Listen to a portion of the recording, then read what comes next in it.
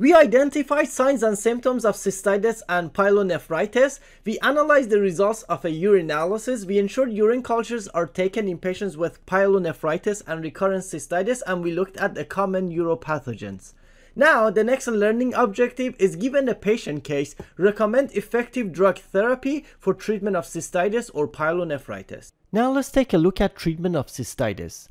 Here are the recommendations from the 2010 IDSA guidelines. Fluoroquinolones such as ciprofloxacin and levofloxacin should not be used as first-line agents for empiric treatment of cystitis, given their high propensity for collateral damage and the benign nature of cystitis. So although fluoroquinolones are extremely effective in treating cystitis, but they have a lot of adverse effects, including collateral damage, meaning that they will disrupt the microbiome, select for resistance, as well as leading to Clostridioides difficile infection. Now, oral beta-lactams have lower efficacy in general and should not be used as first-line agents, especially amoxicillin and ampicillin due to poor efficacy. And this is likely because of poor bioavailability of oral beta-lactams in general.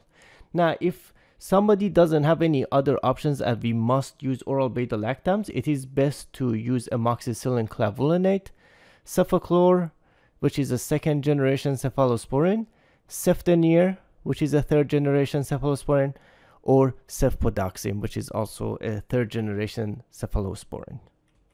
However, in general, it is best to avoid oral beta-lactams because of lower efficacy.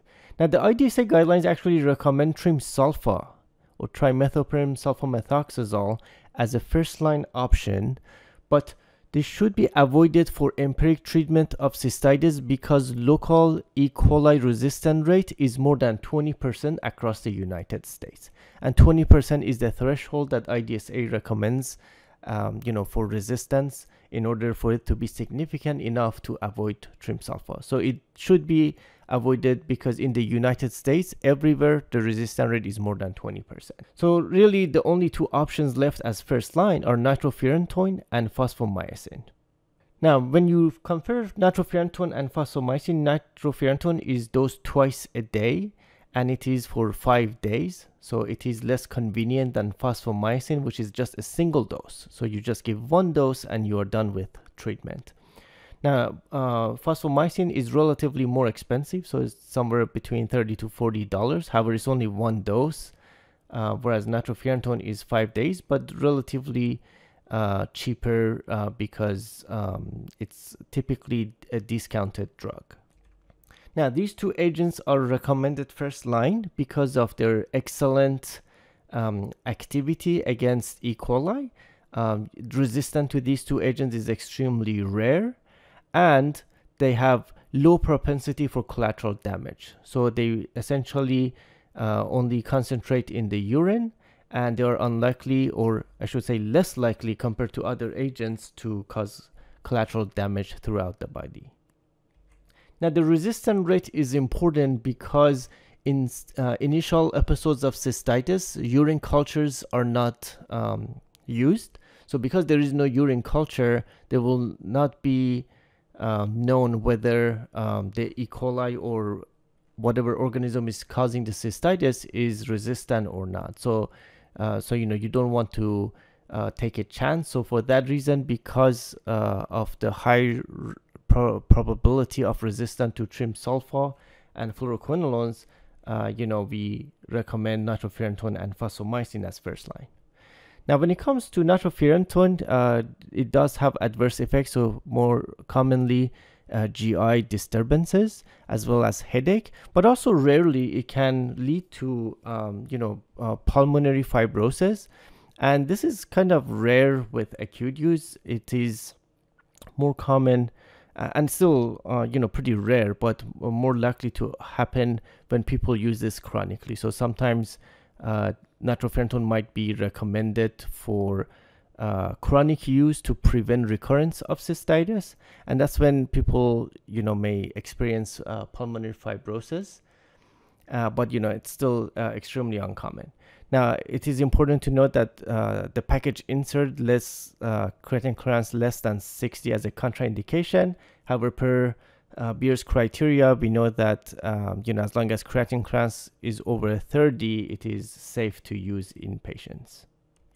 Now, when it comes to treatment of pyelonephritis, against the same issue with trimsulfa, because the rate of resistance is more than 20% across the US, empirically, it should not be used. However, in pyelonephritis, there will always be a urine culture. So if the urine culture results come back and it's susceptible to trimsulfa, only then it is okay to use trimsulfa. But empirically, before the urine culture results are back, it should not be used if other options are available. Now, IDSA guidelines also recommend fluoroquinolones as first line for empiric treatment of pyelonephritis, but they do say that they should be avoided empirically because local E. coli resistance rate is more than 10%. So 10% is the threshold for fluoroquinolones, and across the United States, resistance rate is more than 10%. So they should not be used empirically, but once the results of the culture come back, if they are susceptible to fluoroquinolones, only then it would be okay. But then again, fluoroquinolones, we have the issues of collateral damage and adverse effects, so they should only be used if other options are not available.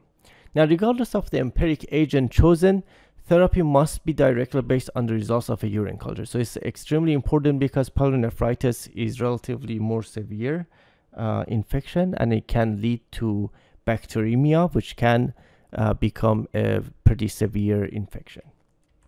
So here are the first line drugs for pyelonephritis per 2010 IDSA guidelines. So essentially, for the most part, ceftriaxone is what's commonly used. It is very affordable and it's easy to use. It's once a day dosing, so 1 gram once a day or every 24 hours. The duration of treatment for pyelonephritis is 7 days. In general, ceftriaxone is well tolerated. However, it is a third generation cephalosporin, so it's relatively more broad. So when the urine cultures do come back, it's best to de-escalate to the narrowest antibiotic that's susceptible. And cefotaxime is also a third generation cephalosporin, so it's going to be pretty effective, but it's dosed every 8 hours, so this one is rarely used. And of course, if somebody has cephalosporin allergy, we can use aminoglycosides, so either gentamicin or tobramycin.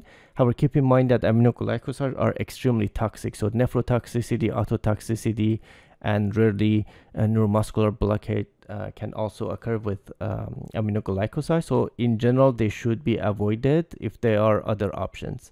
If you cannot avoid other options, only then it is okay to use aminoglycosides simply because of toxicity. Otherwise, they are pretty effective in treating all types of UTI. Now, let's take a look at the resistant patterns in urinary E. coli isolates across the United States.